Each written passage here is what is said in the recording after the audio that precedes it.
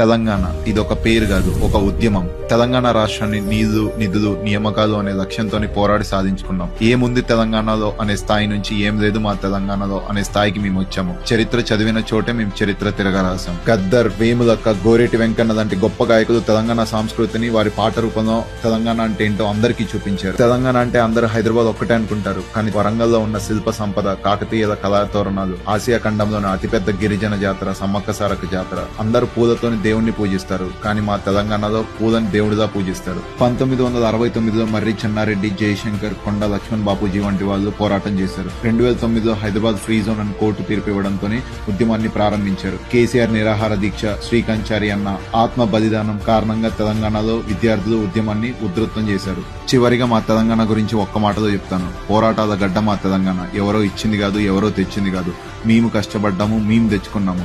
ఎంతో మంది ప్రాణత్యాగాలు, ఎంతో నిరీక్షణ, ఎన్నో ఉద్యమాల తర్వాత జూన్ 2, 2014 మా తెలంగాణ మాకు వచ్చింది. ఇది మా తెలంగాణ రాబాయ్ అని గర్వంగా చెప్పుకుంటాం ప్రపంచంలో ఎక్కడున్నా. That's my Telangana. జై తెలంగాణ. నా తెలంగాణ కోటి రతనాల వీణ.